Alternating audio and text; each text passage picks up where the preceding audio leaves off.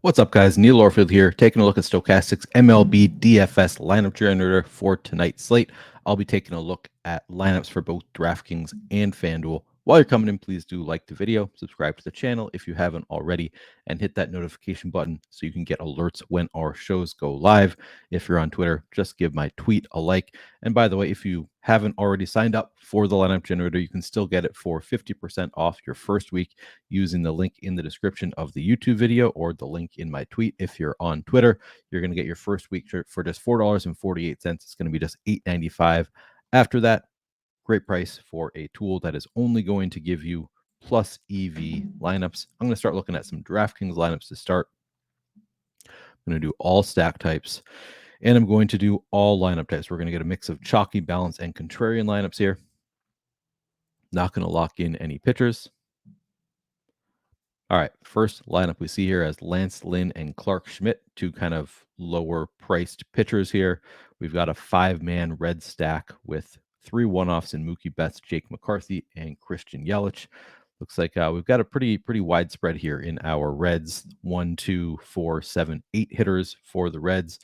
Gets to some of the lower-owned Reds bats in Encarnacion Strand, Tyler Stevenson at 4 and 5%, 8% Nick Senzel, 11% Ellie De La Cruz in there as well. So a mix of some, kind of higher-owned bats for the Reds and then some lower-owned bats. And then we have 3 good-looking one-offs as well. Lance Lynn coming in at 25% ownership, Clark Schmidt at 33%. Let's take a look at those pitchers in the top pitchers tool. So Lance Lynn and Clark Schmidt are 4th and 5th overall in top 2 pitcher odds on DraftKings. 15% chance being a top 2 pitcher for Lance Lynn, 13% for Clark Schmidt.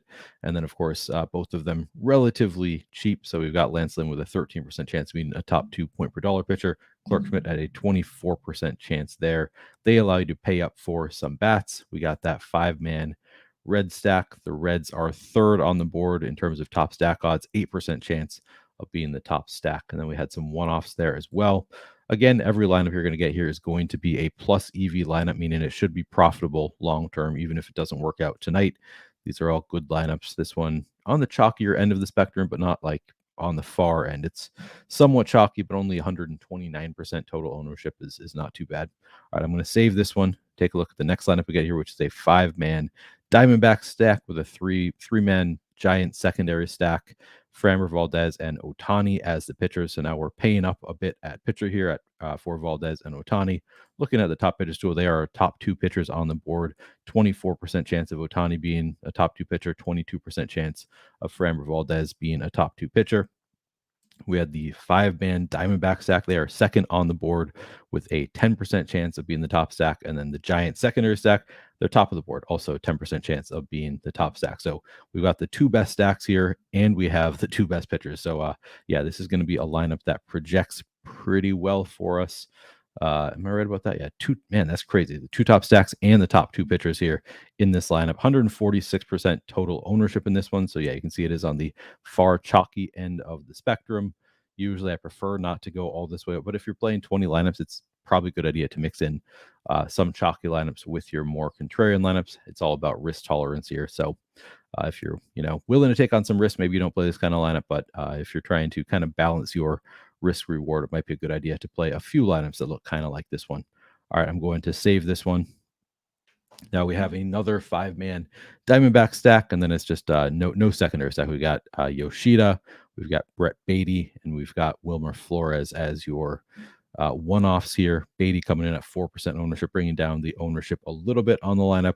We have Ohtani once again, and then Lance Lynn, a little bit lower owned than Framber Valdez. So looks like a good lineup. Once again, a little bit lower ownership than the last one. All right, I'm going to go through and just save 20 lineups and see what kind of exposures we get here. All right, I must have discarded one. Yep. All right, so we got 58% Wilmer Flores, 53% Clark Schmidt, 53% Mike Yastrzemski, 47% Shohei Ohtani. So not too crazy high ownership on any one player. It is a fairly large slate. So 60% Wilmer Flores is still a pretty large amount there. Maybe I'd go back and get rid of a couple of my Giant stacks, but obviously the Giants look pretty good today. So probably okay with this level of exposure. All right, and I'm going to go take a look at some FanDuel lineups as well. Again, all stack types, all lineup types, not locking anybody. First lineup we see here, Joe Ryan as the pitcher with a 4-3 Astros Yankees stack. Ronald Acuna as a one-off. Looks like the Yankees are very popular on FanDuel. The Astros bringing down the ownership a little bit. So a nicely balanced lineup here. It is on the contrarian end of the spectrum. Still, of course, projects very well. Let's take a look in the top pitchers tool at Joe Ryan on FanDuel. Joe Ryan is third on the board with a 7% chance of being a top pitcher. And then in terms of the stacks on FanDuel, we had the Astros and the Yankees as our two stacks. So the Astros are kind of middle of the pack, a little, top half, but basically middle of the pack here. 5% chance of being a top stack. The Yankees right above them, also a 5% chance of being the top stack. So, two kind of middling stacks, but we know every lineup you're going to get here is going to be a long-term profitable lineup. This one, again, a little bit more on the contrarian end of the spectrum, but still projects very well, even if these aren't the two top stacks on the board. Looks like a good lineup. I'm going to save this one and look at one more. All right, so we have a Yankees Brewers stack, your 4-man Yankees, 3-man Brewers. Rafael Devers as a 4% owned one-off. Joe Ryan, the pitcher, once again. So let's look at the Yankees and the Brewers in the top stacks tool. Again, we've got the Yankees, top half of the board, and then we have the Brewers actually falling into the bottom half. So two pretty middling stacks here, but 5% chance to be in the top stack for the Yankees, 4% for the Brewers. It's fairly flat across the field today in terms of top stack odds. So we're able to play some more middling stacks in the top stacks tool, but again, still, kind of top 10 percentile in terms of projection on the contrarian end of the spectrum. These are actually lineups that I love to play. And leaving a little bit of salary on the table, not a huge concern there. All right, I'm going to save 20 lineups and just see what we end up with in terms of exposures.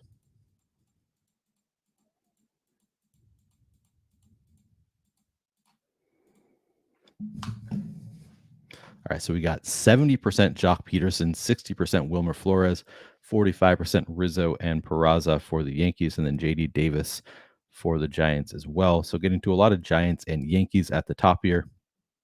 Again, that's probably something I'm okay with. I'd probably get rid of some of these Giant stacks. I don't think I want 70% Jock Peterson, 60% Wilmer Flores. Probably try to lower those exposures by discarding some lineups that have those players in them and going to find some stacks that are not Giant stacks. But if you wanted to take on a little bit more risk, these are obviously, the Giants are one of the top stacks on the board. Peterson, Flores going to be two of the better point per dollar players on the board. So if you want to take on the risk of playing a lot of those guys, totally fine to do so. My preference would be to spread out my risk a little bit by getting rid of some of these Giants lineups, maybe playing some different types of lineups. But that's just a matter of risk tolerance because, again, I'm nitpicking. Every lineup you're going to get here is going to be a long-term plus EV lineup. All right, that is going to do it for this video. Again, if you haven't done so, please do like the video. Good luck tonight, guys.